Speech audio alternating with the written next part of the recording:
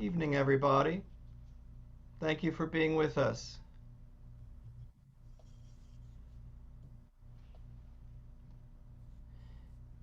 If you'd like to unmute yourself and say hi to Wayne and David and the family, we encourage you to do so before we begin.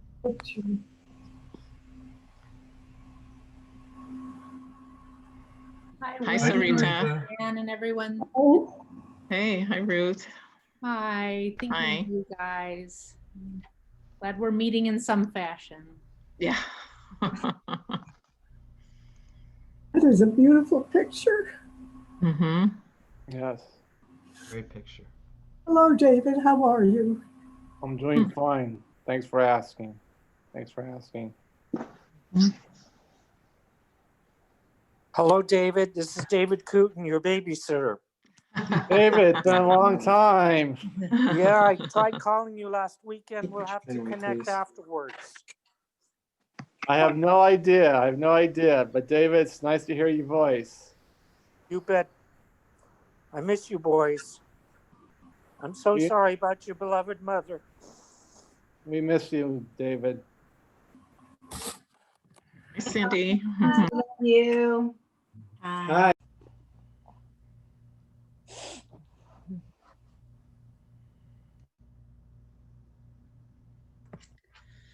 We're gonna start with a nigun. So that's a wordless melody, and you can join me in singing along. You don't need to worry about the lyrics.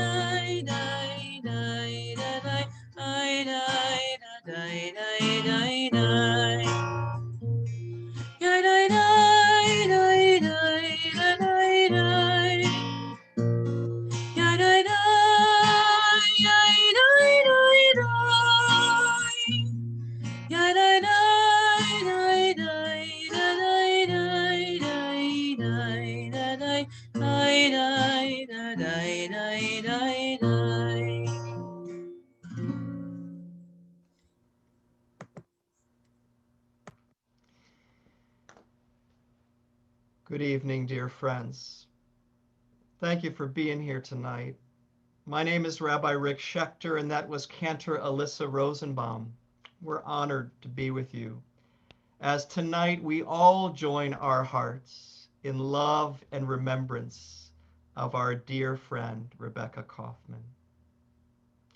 We're deeply grateful for Rebecca's kindness, her friendship, and her love. We celebrate her life.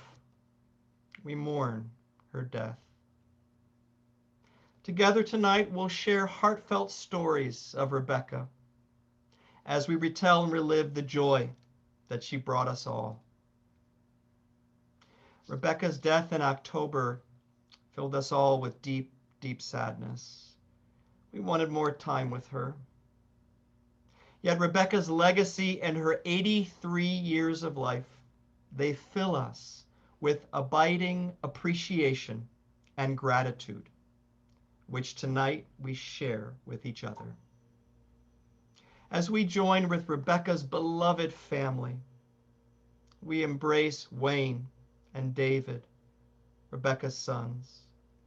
We embrace Rebecca's daughter-in-law, Suzanne, and Rebecca's sister, Sarita, and Rebecca's grandchildren, Rachel and Eli, Rebecca's Machatunim, Eric, and her nieces, Cindy and Wendy, and her cousins, Gail and Jennifer. We embrace Rebecca's entire family, near and far, and we all join as Rebecca's dear friends and as her beloved temple community that Rebecca was an integral part of for over 50 years. 50 years. The community that she loves so very much. Together we honor the life. We celebrate the life and legacy of our beloved Rebecca. The Jewish tradition in the biblical book of Proverbs speaks of an Eshet Chayil, a woman of valor. We all know Rebecca as that woman of valor, a generous and kind and courageous person who gave of herself to everyone she encountered. Rebecca's deep love and devotion to her family and to her friends and to her temple community who celebrated and honored her publicly as a woman of valor, as an Eshet Chayil, for her many contributions to our temple sisterhood and to our entire Temple Sinai community. As we listen to the timeless words of Proverbs, we think of how they so remarkably describe Rebecca, who she was, and how she lived. Eshet Chayil mi yimsa, a woman of valor, who can find. She is more precious than rubies. Her family, her friends, her community trust in her, and so they lack nothing. She does them good all the days of her life. She perceives that her labor is rewarding. Her candle burns on into the night. She reaches out to those in need and extends her hands to the poor and to others.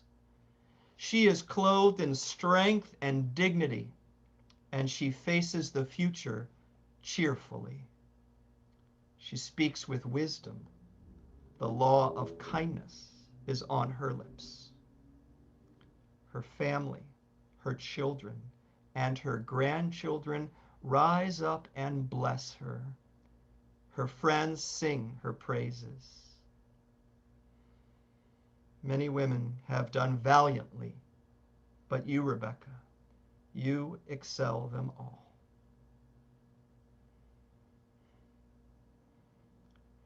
As many of you may know, Rebecca loved nature. Wayne and the family will talk about that in just a moment. So it seems fitting that tonight we speak of the beauty, the wonder, the renewal of the natural world as we think of Rebecca. We're going to share an image now of nature, which includes the poignant verses of a poem written by Laura Gilpin titled Life After Death.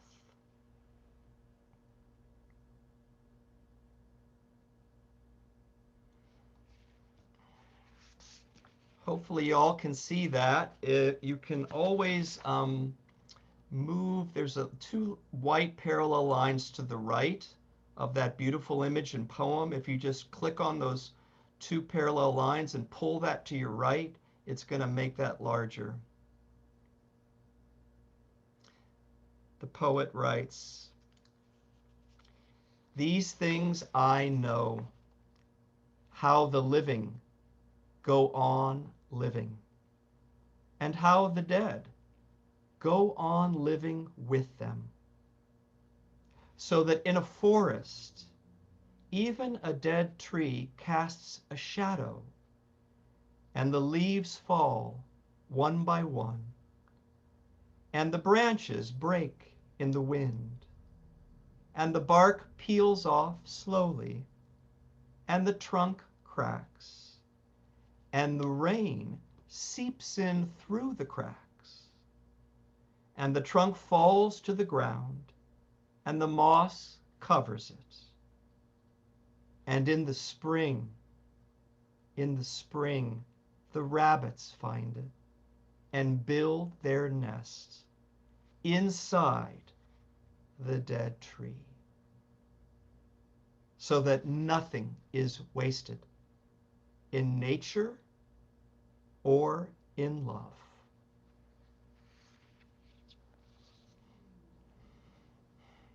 It is true, nothing is wasted in nature or in love. In that spirit, we turn now to Psalm 23. This profound and heartfelt prayer too speaks of nature and faith and comfort and eternal blessing through our love for Rebecca. Cantor will chant a beautiful version of Psalm 23, then we'll all join in reciting the English that's shared on the screen.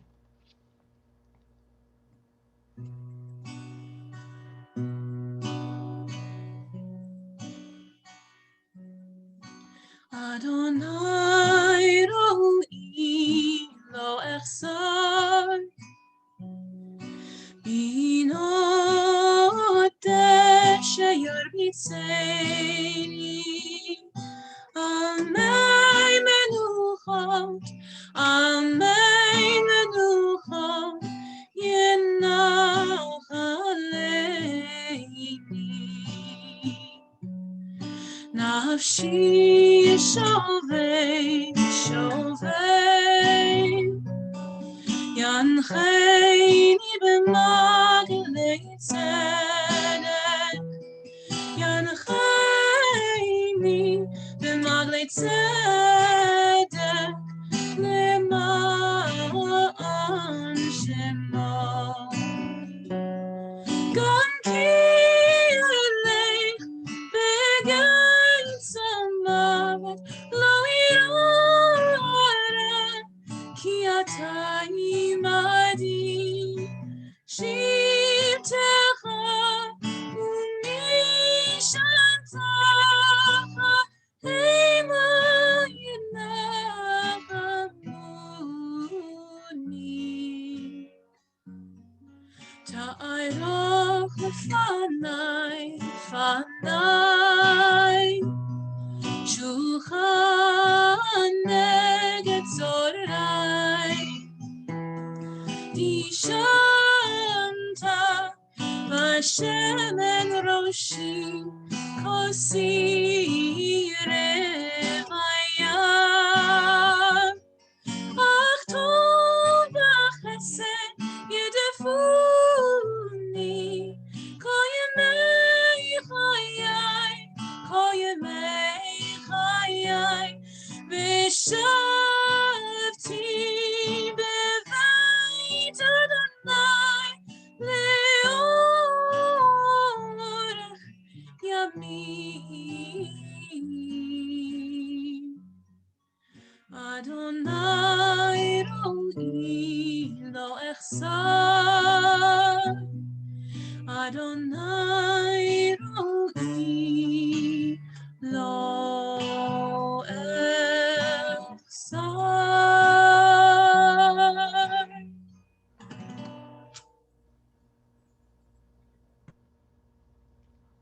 Thinking of Rebecca, together we pray. With God as my shepherd, I shall not want. The eternal makes me lie down in green pastures.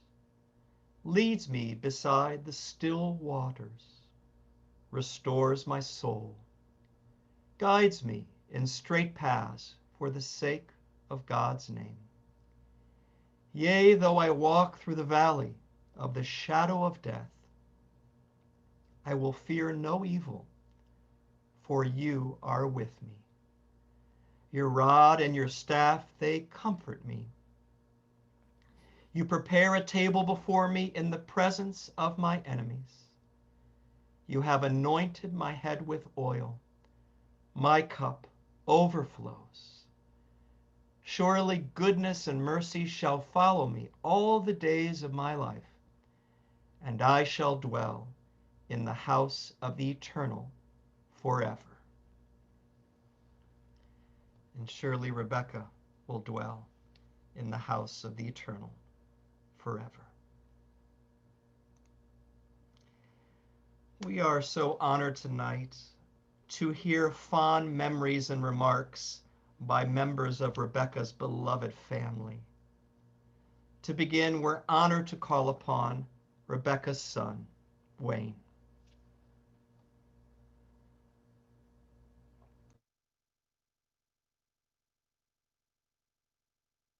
There we go.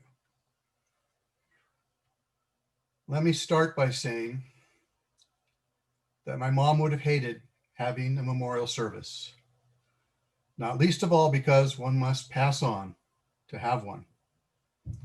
She disliked being the center of attention. It was a struggle to even get her to let us celebrate her birthday. And she had a very, very difficult time accepting help from others. I learned very quickly how if I made an offer to help and she said no, that meant no. As an example, about 15 years ago, I called my mom just to catch up on the daily routine of life. In the course of our discussion, she let me know, very casually, not to worry, but she had lung cancer and was going to have surgery in a couple of days. When I asked, why didn't you tell me earlier? She said, well, I know you're busy and I didn't want to worry you. It's been a little over 8 weeks since my mom, Rebecca, to those of us on the West Coast, Colita, to those of us on the East Coast, has passed away. During that time, memories of my mom have come to me in bits and pieces.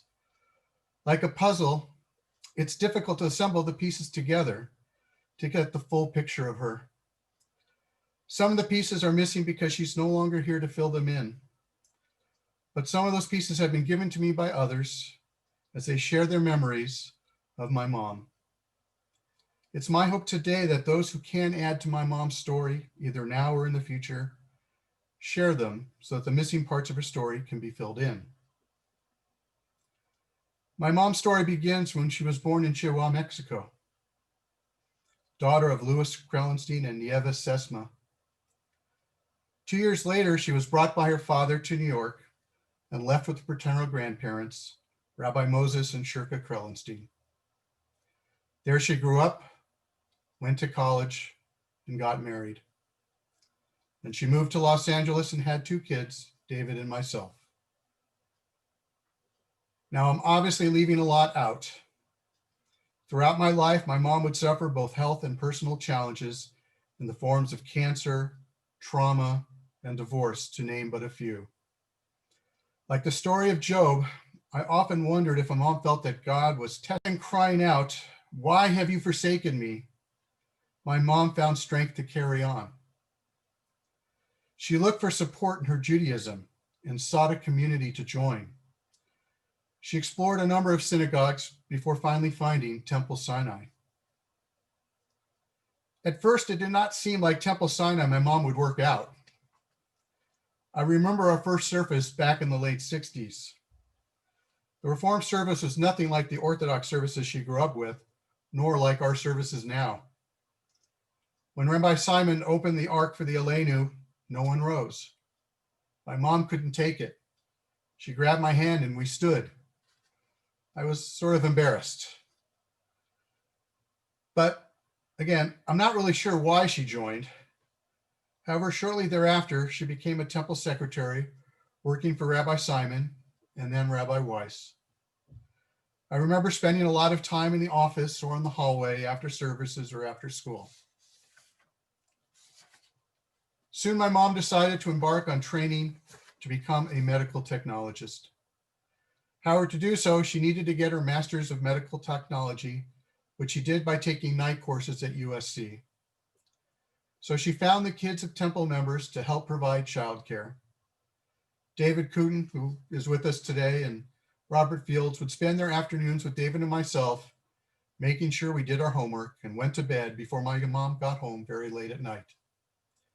I don't know how David and Robert felt about it, but I recall the time fondly, and my mom appreciated the support. With her new career, she bought a house in North Hollywood and made it into her home. She decorated with pictures of landscapes and Hasidic Jews dancing in celebration. There were portraits of Jerusalem and animals. And of course, there were pictures of her kids and later her grandkids. She filled her home with life. There were dogs, cats, fish, the occasional lizard snake, that was me, and lots of houseplants. To top it off, she made the outside of her house a garden, which she spent numerous hours outside to maintain. This, I believe, is my mom's first answer to life's challenges. She made a home that celebrated life. Now, North Hollywood is about 10 miles away from Temple Sinai and is close to some other large synagogues. However, my mom never considered joining another temple. She appreciated the support she found from temple members, and she had found a community she didn't want to leave. She became active in sisterhood. She helped set up the Cantor Concerts, an annual fundraiser the temple had during the time of Cantor Block. She worked in the temple gift shop, helped to make brisket for the temple seders, and latke mix for the Hanukkah fundraiser. She served as the sisterhood treasurer, taking time to learn how to use a computer to better keep the books. She joined Toro Circle. She participated in the Family and Me program, especially helping out when Suzanne and I had to work. And she was able to celebrate both her sons and much later, her grandchildren, Rachel and Eli's bar and bat mitzvah. For her service, the temple honored my mother as a woman of valor at our annual fundraiser. And while my mom was embarrassed for the attention, the honor meant a great deal to her. That same generosity she shared with the temple, she gave to neighbors, friends, and family. She was not looking for gratitude or respect or accolades. She did it because it was her answer to the question of how one responds when life seems cruel. And her answer was that her life was not defined by the trauma she suffered. It was defined by the way she lived and helped others.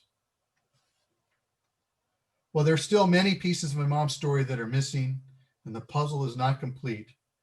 What we can see is that my mom found a very life-affirming example of how to live life in the face of adversity. One that I hope Rachel and Eli can learn from. I have one last story to tell.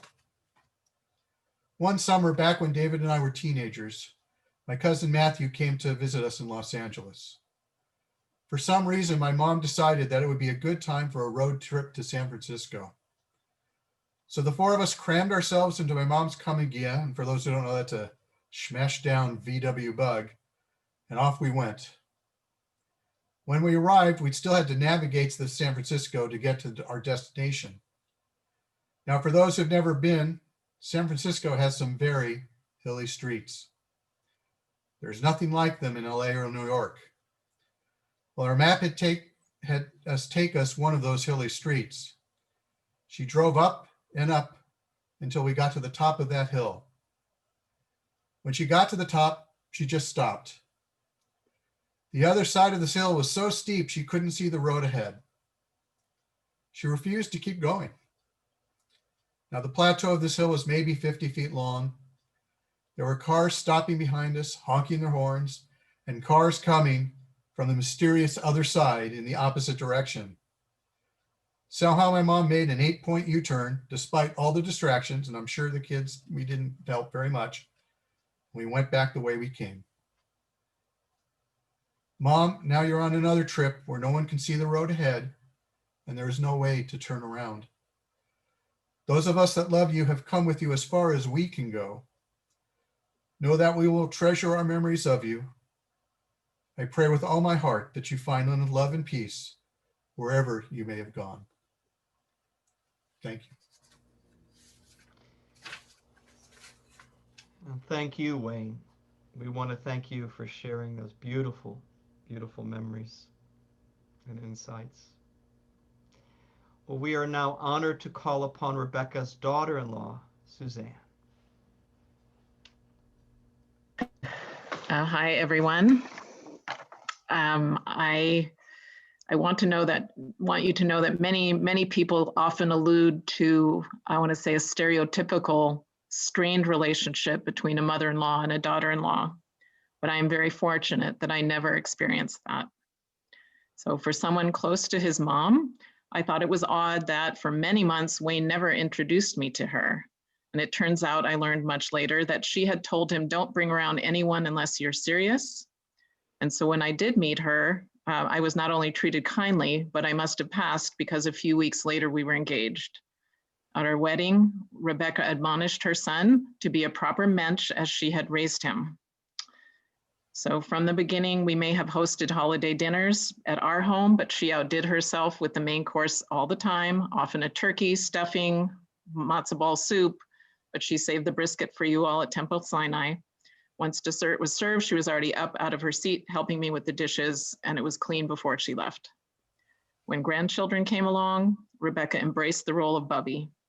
Even though she was still a working woman at that time, she would drive over in the mornings to watch Rachel so that I could actually take a shower before 2 p.m. Hilary Fawcett named the Temple class Mommy, Daddy, and Me. She called it Mommy, Bubby, and Me. Because of her faithful attendance during the 4 years, she was like my co-parent. When Rebecca did finally retire, my motto for her was, when I rest, I rest. She kept busy redoing the house and garden. In those days, she literally painted the walls herself. She would volunteer to have the kids over on school holidays when I had to work. She cooked with them. She introduced them to the animal kingdom, to the garden. She never missed a school grandparent day, a graduation. Again and again, she was always supportive of me and the children, and support that I don't think she had herself sometimes when her kids were growing up, but she wanted us to have it. You've heard she's been a role model of service to the temple. She did not miss a rummage sale, brisket bake, sisterhood annual kitchen clean out day. She was treasurer for 7 years. Santos remembers her for taking home the kitchen dishcloths of the temple to launder every week and bring them back. He really admired her work ethic. And she really admired Donna Barr's work ethic. Let me just mention that too. But she also donated yard site plaques at Temple Sinai to her family members. Some of them are close and some of them she didn't really know, but they had perished in the Holocaust, and she wanted to make sure they were remembered. It was very important to her that we have a Jewish home. Probably all of the Judaica in my home was gifted to us by her. The Kiddush cup, the candlesticks, the matzah cover, the honey jar. She was the source of the talitot for the kids' B'nai Mitzvah. So she was really devoted to family, Judaism, a clean home, a weedless garden, a good meal. She took pride in taking care of herself, David, and the pets. She did an excellent job with some support, but not a lot, and she did not like being told what to do. This is a message you're going to find, but as the rabbi studies positive psychology in his professional world, I like to study resilience. And true resilience is when you persevere to find the positives despite adversity. And Rebecca was a model of resilience. I was so fortunate to have this woman of valor in my life as my mother-in-law. She's a blessed memory, Zikrona Levracha, and may peace be upon her, Alecha HaShalom. Thank you. Thank you, Suzanne. Thank you so very much. Well, we are now honored to call upon Rebecca's granddaughter, Rachel. Hello. Can I be heard? Yeah, okay. So, good evening, everybody, and thank you for joining us tonight. In case you don't know, my name is Rachel and I'm the granddaughter of Rebecca. I'm sure everyone here has good memories of my Bubby, much like my own. My favorite memories of her typically revolve around food. We were truly blessed with her tasty Thanksgiving turkey and her mouth-watering matzo ball soup on Passover and Hanukkah. I'd say I was always the most excited to see her every time as well, and to try her food, of course, but I know I'd be lying. That reward definitely goes to our dog Scout. His stubby tail would become a fan, and his whines of excitement would increment in tone as she would approach our house. My Bubby would always bring him treats, and that automatically meant that he was or she was Scout's favorite treat lady at the gathering. So whether it was her love or her skill of cooking, her food was enjoyed by all, including Scout. So typically when I would spend my day off, as my mom mentioned, with her, she would teach me how to make certain foods. With her, I learned how to make scrambled eggs, quesadillas, French toast, pancakes, and even homemade cookies. She even helped me perfect my egg cracking skills without dropping the eggshell into the mixture.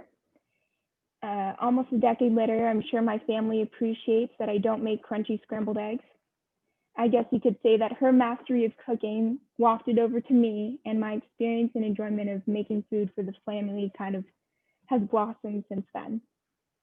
I remember when she was awarded for her work at the temple, at this very temple actually, which I believe was almost 10 years ago.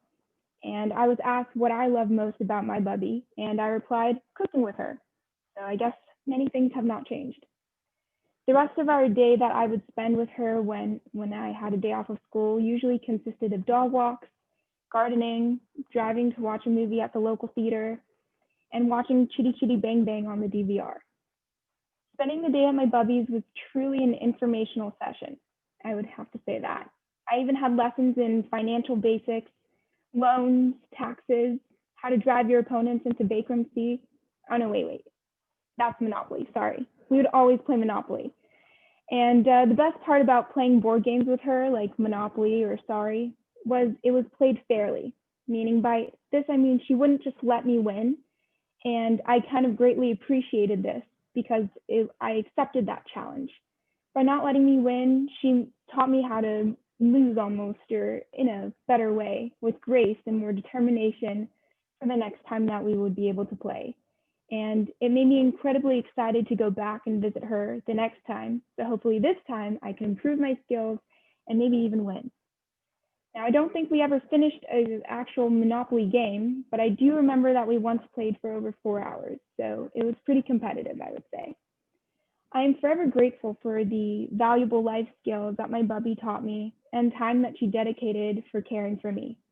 She's so much a part of who I am, and I see that in the activities that I myself perform, whether it's cooking, caring for animals, or even my love for board games. So, thank you. Thank you, Rachel. Thank you so much. We are now honored to call upon Rebecca's grandson, Eli.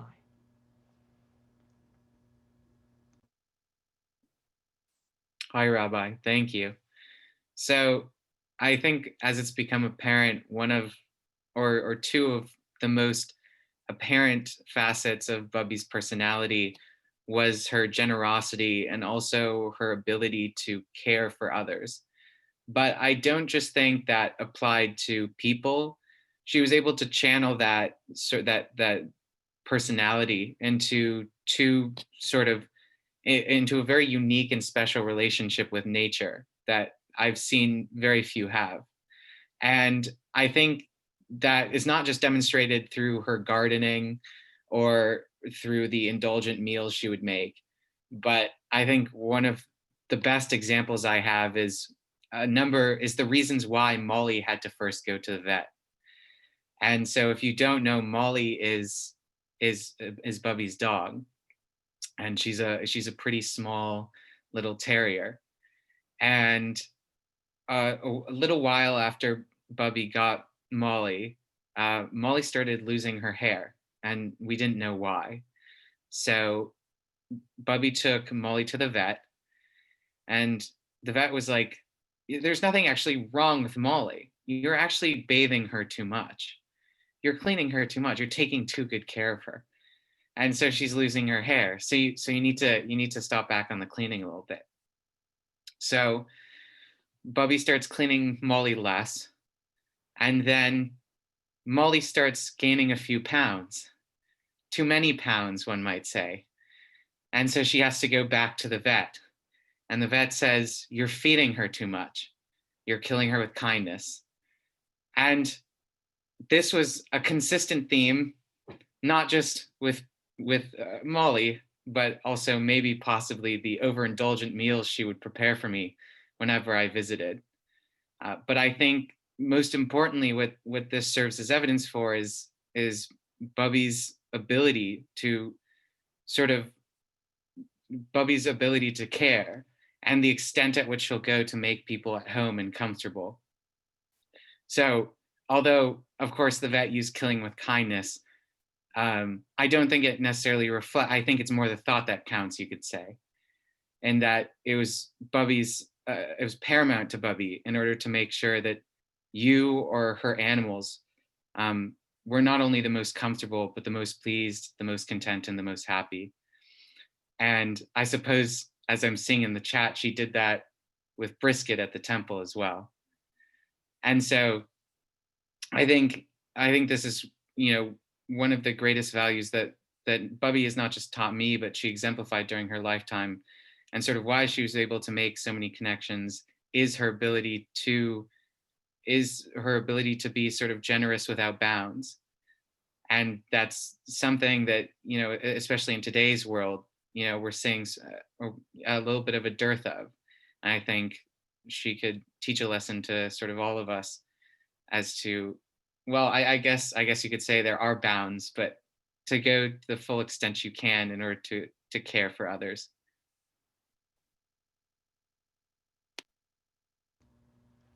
Thank you, Eli. Thank you so much. Thank you so much, Eli. Thank you, Rachel, Suzanne, Wayne. You were all such an essential part of her legacy, of Rebecca's legacy, and what a wonderful, tremendous legacy it is for the whole world. Thank you. Well, the psalmist wrote, I lift my eyes to the mountains. What is the source of my help? My help comes from the eternal, divine maker of heaven and this precious earth. Please join us in singing Esa Enai.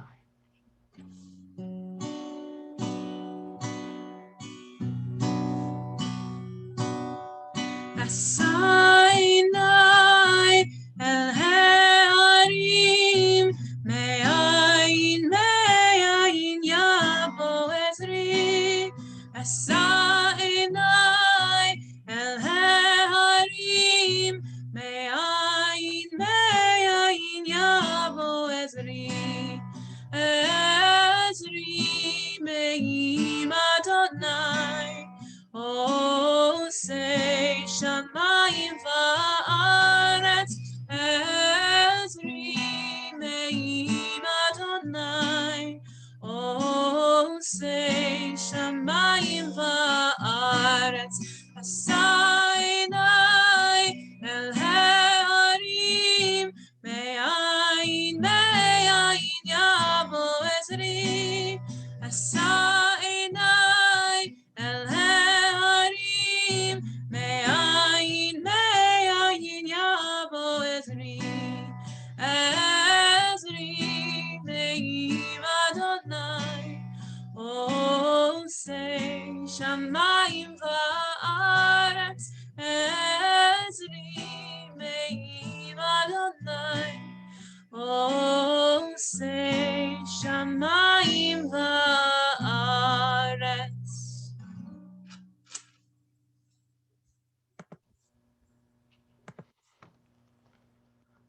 Thank you, Cantor. Well, we'd now like to open up this sharing tonight to others who haven't yet spoken. Those who would like to share a sweet memory, a brief thought, a warm feeling about Rebecca.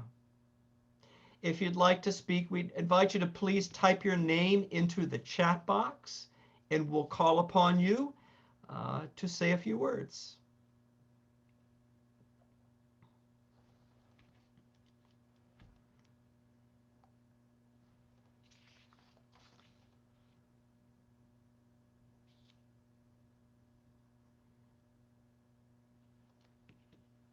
And I see there is a wonderful memory in the chat box. And Andrea, would you like to share that also? And you can start the process of our sharing of memories of Rebecca with our community. Hi, Andrea. Hi, Kaufman, Roberts Kaufman family. I had just remembered that we were at Donna Barr's house preparing invitations for the Woman of Valor dinner, and Rebecca was there stuffing the envelopes. When we pointed out that she shouldn't be working on the invitations to the event that was actually honoring her, she thought we were ridiculous and told us to be quiet. And she was continued on and stuffed more envelopes than anybody else, of course.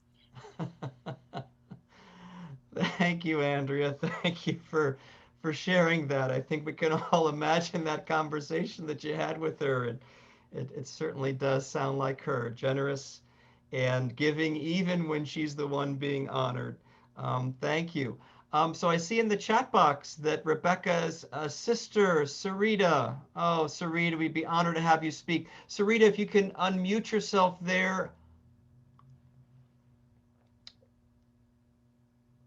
Or maybe we could try that for you too. Let's see. Oh. So Sarita, I think I just sent you a message, and then I think if you just click, Okay. there we go. Hi. All right. I have memories of nature. My sister had the most beautiful roses in her backyard. She really tended to those bushes. I would go out every other year, and I enjoyed walking around the backyard because to see her trees, her orange trees, her lemon trees, and I would take home the lemons, and nothing compared to the lemons to that tree, or that tree. Then you talk about food. One Thanksgiving I was out there, we decided we were going to visit our cousin Gail, who lived up in Tiburon by San Francisco. So Cleta got up early Friday morning and she roasted a turkey. And we were flying there. Wrapped up the turkey very well, put it in a shopping bag and took it with us on the airplane and put it overhead. In those days when we went, you didn't have to go through everything you're going through now. And we put it overhead at the bin, and that plane smelled so good. And so we had this beautiful roasted turkey that Cleta had prepared. And then shopping. My sister really liked Bed Bath & Beyond. She liked Bed Bath & Beyond. And the last shopping trip I took with her was coincidentally, Hanukkah was coming out very close to Thanksgiving that year. And she wanted to get something for Susie and Wayne. So we drove to Bed Bath & Beyond, and we're walking around. She's debating what to get, gave some suggestions. We met a woman in the store. Cleta liked that suggestion, and she got you that air fryer, I think it's called. Do you still have it? Do they still have it, that air fryer? Well, all I remember is that we loaded it into the car, and I know she gave it to you for Hanukkah. We also took trips. We went to Israel together, Italy with my older daughter and her husband. We went on Alaska with both my kids, my granddaughter. It was we had wonderful trips when we could. And unfortunately, just came too soon. Came too soon. It did indeed. It did indeed. Thank you so much for sharing those wonderful memories, Sarita. Thank you so much. We appreciate it. We're so sorry for your loss. You know how close you and Rebecca were. So sorry for your loss. Well, David Cooten, Dr. Cooten, Yes, Rabbi. Dear Rick, family it's- friend would like to say a few words. Yes, Wayne and I had a chance to talk this last week after a number of years, and it was great catching up with him. And he wanted me to mention temple life. And I'm proud to say that I've known Rebecca my whole life. And when she came to the temple in the early 60s, my mother was there to greet her. And she became very active with my mother in the sisterhood and polishing the Roberta Lund silver and setting up for the Onags and the Judaica shop. They just worked hand in glove together. And one day my mother came home, and I had recently been the exchange student to Spain, and I wanted to pay my own way to go back. And my mother says, Rebecca's looking for somebody to go and watch the boys. And in those days, temple life was very close. And for the people that were very active, we lived and breathed at the temple. We were there literally 5 days out of the week. There was always stuff to do at the temple. And I knew the boys, and I knew I was going to go into medicine, and I thought I was going to be a psychiatrist or a pediatrician. And I thought, what could be better than this experience with the two boys? And Rebecca, she read me the Riot Act. She said, you are not to play with the boys. The boys have to be disciplined. The boys have to do their homework. You have to have the boys bathed, and you have to have them ready for bed, and you have to have them fed, and you can watch a little Sesame Street stuff that was educational, but you had to make sure, and I've always considered Wayne and David like my little brothers, and I took the task very seriously because I admired Rebecca so much. She had been through so much on her own as a single parent and raising those two children. And I just wanted to be able to support her as she went back to school. And I accomplished with the boys what I wanted, such that I took great pride when Wayne became a lawyer, and then even more so when he became a doctor, that my little brother had achieved so much.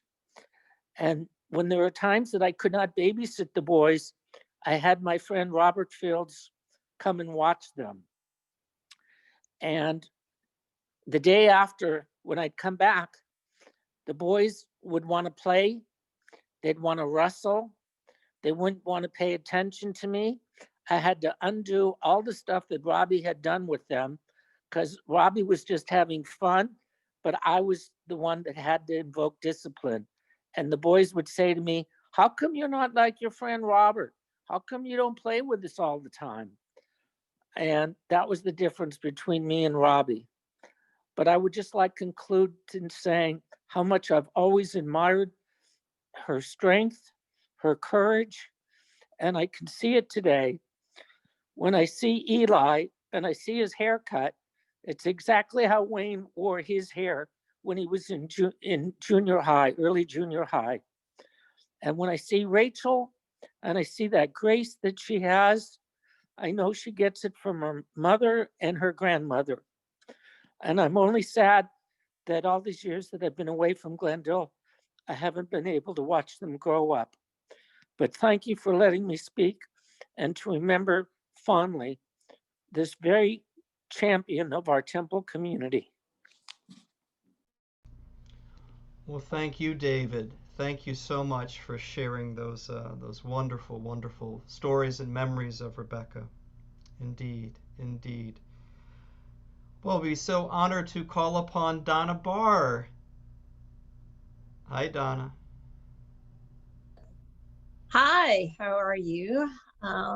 Wayne, Suzanne, Rebecca, and Eli, and the entire family. David, thank you so much for letting me be here and share the time with you today, and all the times that I was able to share with Rebecca at Temple.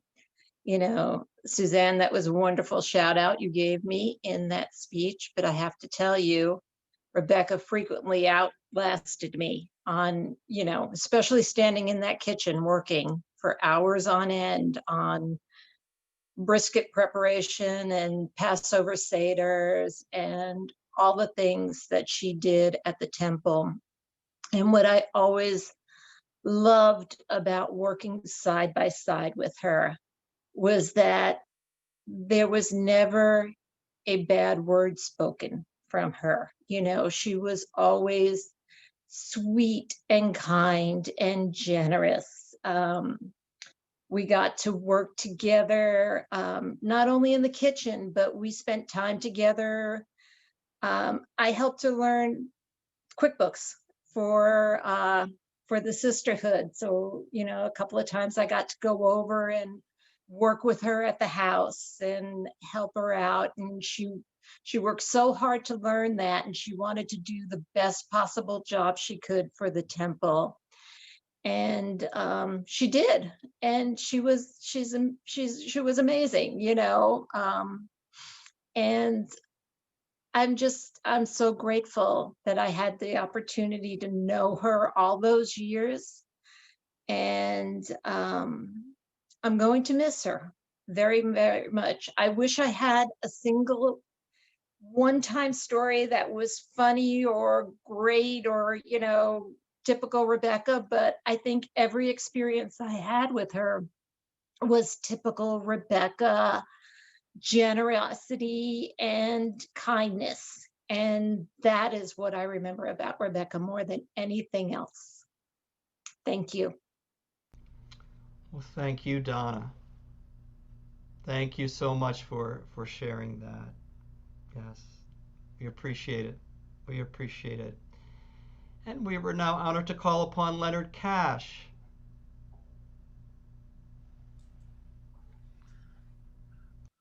Hello, everyone. I'm Leonard, and am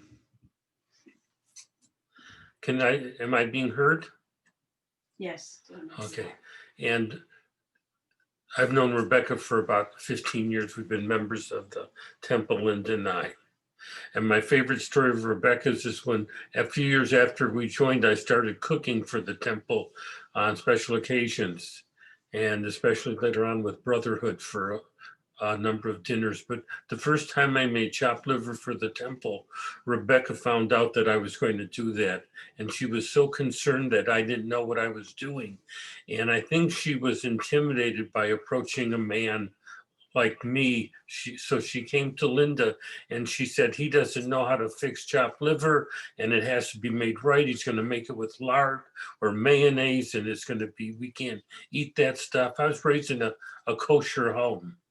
And I thought it was really funny when Linda mentioned this to me, about making sure I made it right. And I wound up, you know, I make my own schmaltz from scratch with chicken fat that I render and stuff. And as members of the temple can confirm, they love my chopped liver. One year I made 50 pounds of it. Another year I made 100 because we used it as a fundraiser for the men's club. But I always appreciated that Rebecca was that concerned about having things done right for the temple, that God forbid we should eat food that wasn't kosher. That's it. Thank you. Thank you for sharing that, Leonard. Yes, yeah, little did she know at first about your tremendous culinary skills and your background, and think she discovered a kindred spirit in somebody who gives so much to the temple with such devotion and care. Thank you for sharing that, Leonard. We appreciate that. Would anybody else like to share a sweet story, a memory, a thought, a feeling of Rebecca?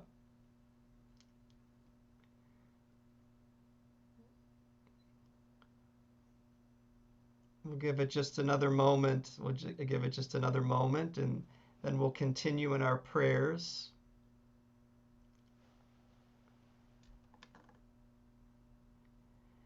Well, as Wayne said, he has heard so many great stories, and oh, it looks as though does that say Louise wants to? Louise Spillman would like to speak. Hi, Louise.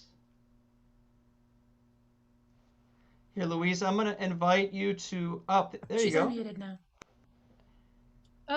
I wanted to say that Rebecca was a member of the temple when we joined, and we joined many, many years ago. And I remember at the time that they had walks. They would do some hikes from the temple. A group of people would get together and go for a hike or a walk or somewhere together. It was a very nice thing that they did. And Jack would go on the walks, and I would stay home with the kids. And I remember his saying that he went, one of the people that was on the walk with him was Rebecca, and what a lovely person she was. And they had an acquaintance type friendship, which was very nice. And I got to know her a little bit in sisterhood and throughout the years. And she was always very sweet and very giving and very generous with her time, and also a very, very bright woman. Um, and she had a lot of things to contend with in her life, but she did it with such grace, and she was a lovely person. Yes, she was. Thank you, Louise. Thank you for sharing those memories. And I'm just looking around the our virtual space together and to see if anybody else would like to share a short, sweet story or to put their name in the chat box.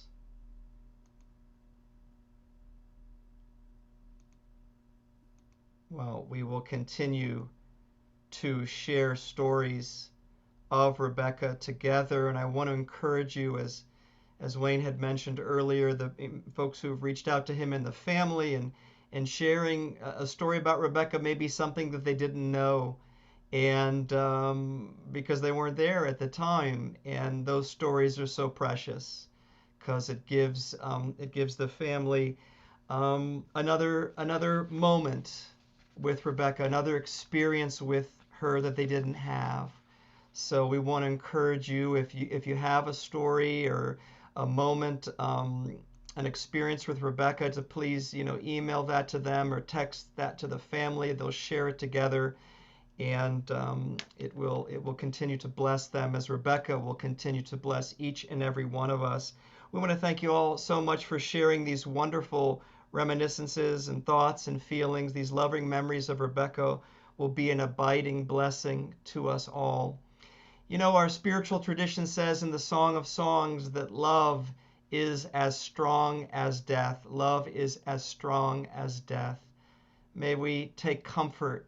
May the family take comfort and strength from all the love and all the moments that were shared with Rebecca.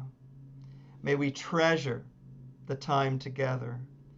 May we always remember Rebecca full of life and goodness and blessing. And may we always remember her kindness, her generosity, and her love and devotion. May we remember the precious time that we all shared together, and remember all her gifts of heart and mind. Rebecca is a part of you and a part of us, and she will always be a part of you and a part of us, in our hearts, in our minds, and in our souls. We thank you, Rebecca, for your life. We thank you for your legacy. May you always be at peace. Well, Judaism teaches us that when we die, our soul, our spirit, dwells eternally with God. And we now pray in faith and trust that Rebecca's beautiful soul is bound up in the bond of eternal life, just as her life and her legacy will forever live in our hearts and our minds. We pray that Rebecca is at peace forever. We do so by reciting the traditional Jewish prayer, El Malay Rachamim, God full of compassion. We'll screen share this prayer with you in Hebrew and in English. Cantor will chant the Hebrew, and then we'll all join together in the English prayer. It's traditional to please rise.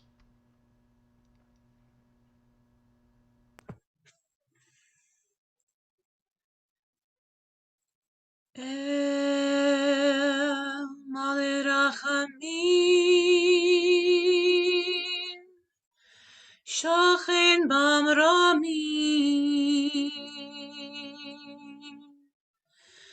Hamtzei Menucha Nechona, Tachat Kanfei Ashchina, Im Kedoshim Utarim, Kezahar Arakia, Mazhirim,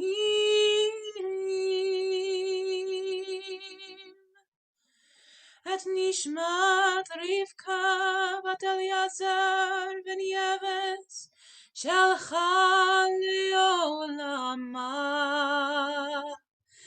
Ba'al harachamim yastirehu b'seter kenafav leolamim. Ve'yitzror b'tzror hachayim et nishmatam. Adonai hu nachalatam. V'tanuach b'shalom al mishkava, v'nomar amen. And together we pray, fully compassionate God on high, to our loved one Rebecca, who has entered eternity. Grant her clear and certain rest with you in the lofty heights of the sacred and pure, whose brightness shines like the very glow of heaven. Source of mercy, forever enfold her in the embrace of your wings. Secure her soul in eternity. Adonai, she is yours. May she rest in peace. Amen. And we invite you to remain standing as together we now recite the mourner's Kaddish.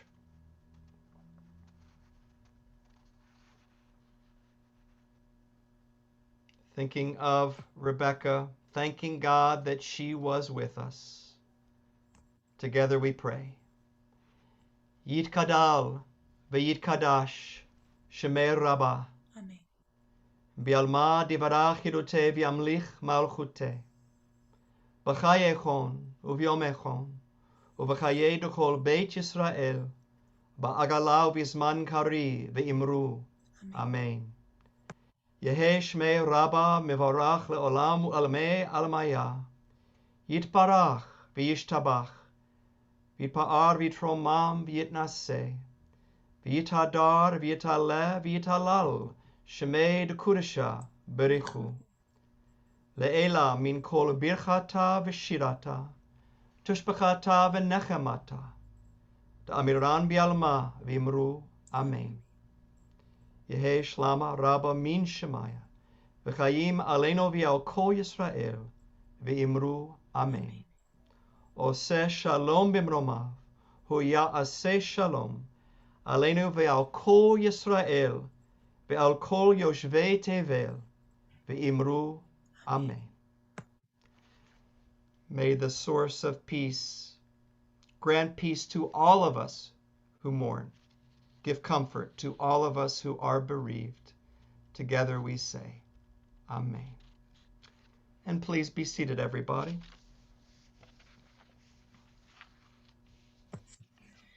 And we conclude this part of the prayer with Oseh Shalom, a prayer for peace, if you'll join me.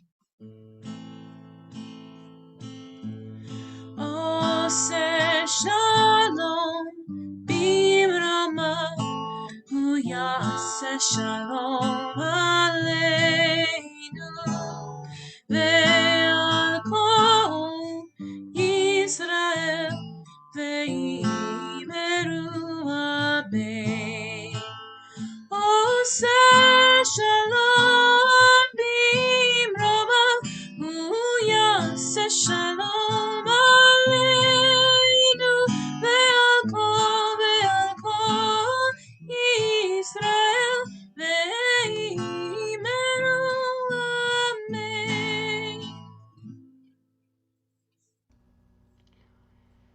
We want to thank everybody for being with us tonight and for embracing the family with your love and your presence. We're now all going to go forth to life as cherished memories of Rebecca shine in our hearts. And we are going to unmute everybody and invite you to please express your love and whatever you'd like to, remarks you'd like to share with the family right now as we spend a few moments together before we conclude our time together.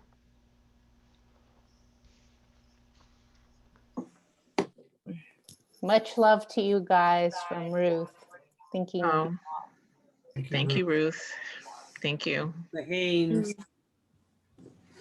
Much love to Wonderful Wayne and stories, David. Wayne and Suzanne. Thank you.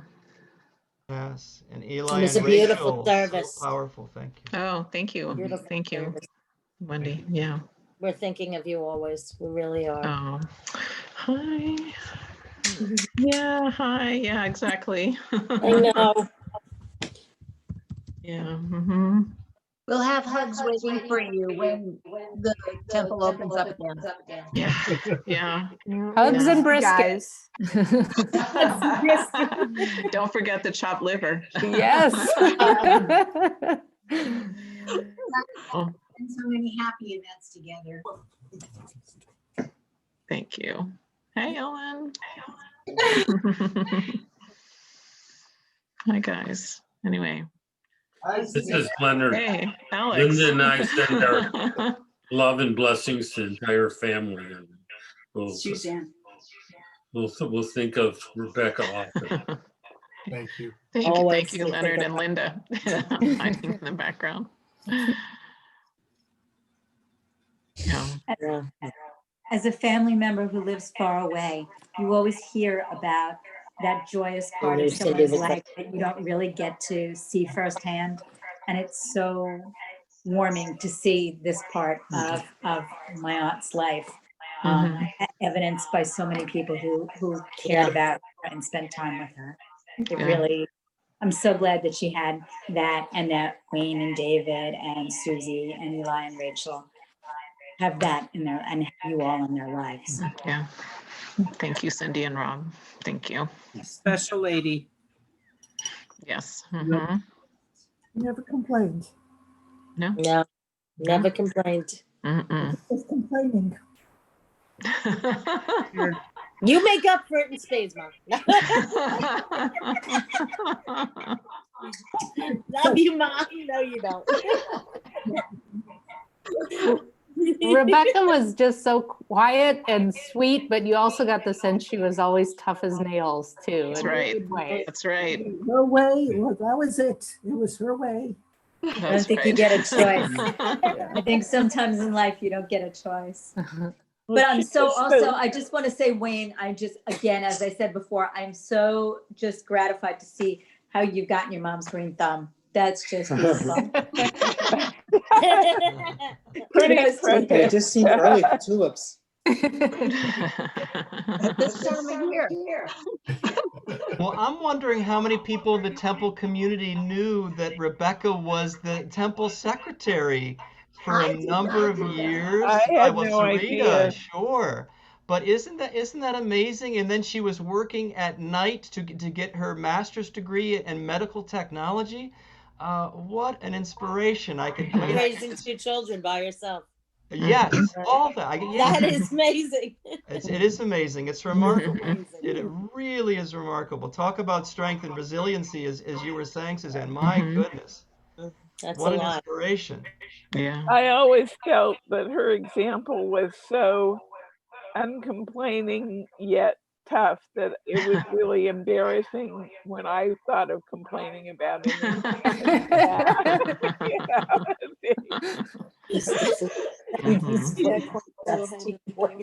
Oh, sorry. Bob, you must be going through a lot of memories right now. Bob Fields, he doesn't want to talk. Oh, okay. I wrote it down. I apologized for my babysitting, my poor babysitting. You sound like you were the variety. Yeah, I was a subcontractor of David's, and I don't seem to remember that I was given all the ground rules that David was, and I only did it once, probably for a reason. But we had a great time playing and wrestling, and you know that's just how I am.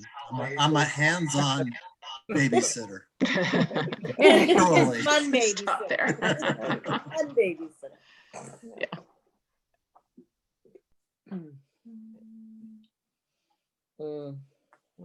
And Suzanne, Susie, I just have to tell you that the fact that you have always have had such warmth and affection, but I've never, had the opportunity to really hear it to this extent because we really never talked about it.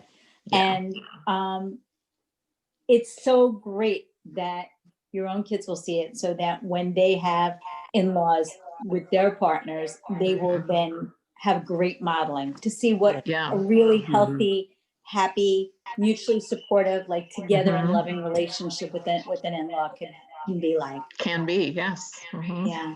And they'll have it, with your folks too, because I know that, your kids really have had an opportunity to see love in action on both sides of the family. Another thing to say, I owe my sister the best thing that ever happened to me, my husband, because my sister was going to Brooklyn College and belonged to a house plan. They were having a party at our house.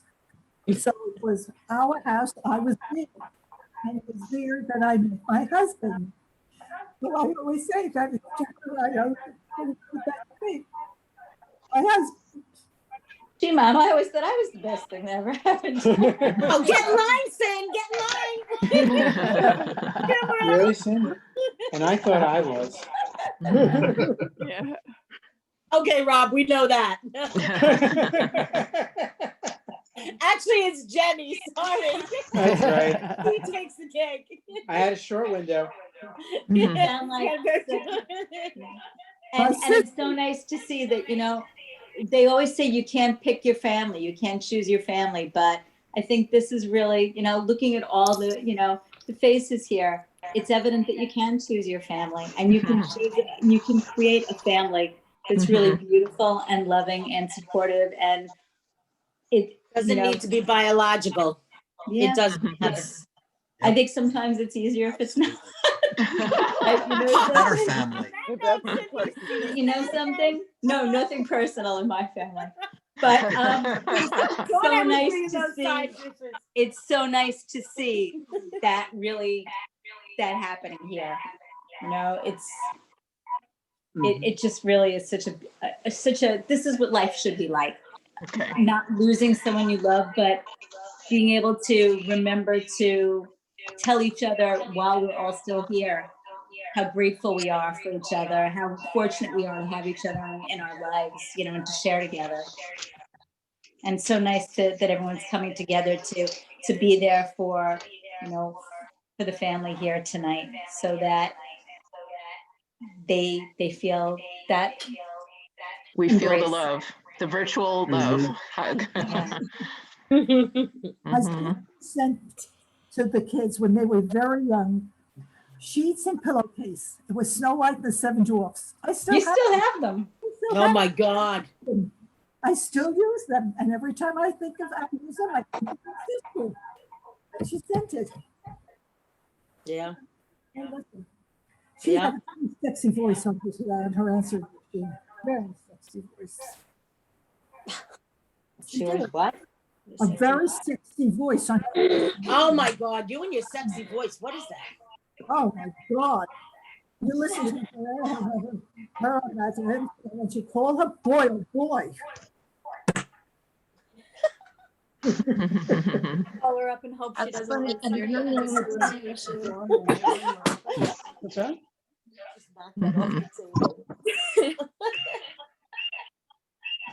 I have no idea. Your phone is out of whack. Jenny knocked it. Good night. Well, Sarita, it must be getting late in Long Island. What time is it there? 10:20. You doing okay? Yeah, and who else is in Long Island? Wendy, are you in Long Island as well? I am. I'm down the block from the other Bubby. Oh, very nice. Very nice. And Cindy and Rob are. We're also here in New York. Okay, all right. Well. That it? So thank you for including Yeah. us. We really appreciate it. Thank you. Thank you for coming. So Thank you. we're so grateful to be a part of this. But I also think it's remarkable that both Kalita and I, we want to be called Bubby, when we have grandchildren. And I think that's a reflection upon our grandmother. Yeah, absolutely. When we were brought, I mean, here was this woman just had two little children thrust upon her, and neither of them spoke English or Yiddish. They spoke Spanish. They didn't speak Spanish. Oh, Sarita, how old was she at the time? Do you recall? She was diapers, I remember that. So she was about 2 years old. Two. Never met her until that time, until they brought her. My father brought her. Never knew her. Oh, that is amazing. Yeah. Didn't know she had a sister. No. Hello. Yeah, our family's a little strange. But nice.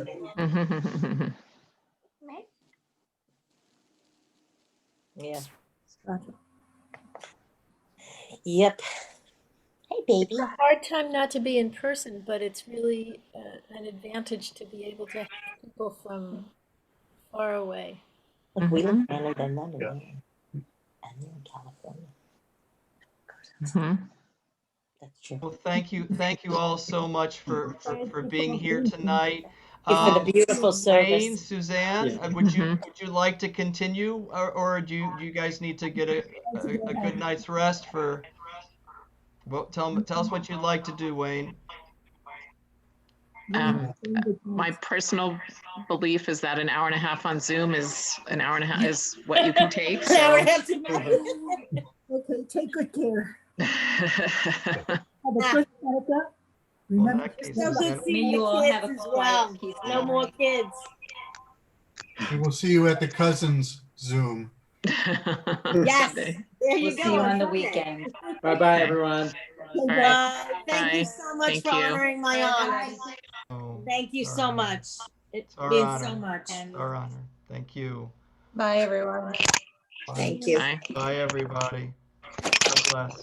Bye-bye. Thank you. That was Night, Susie. Okay.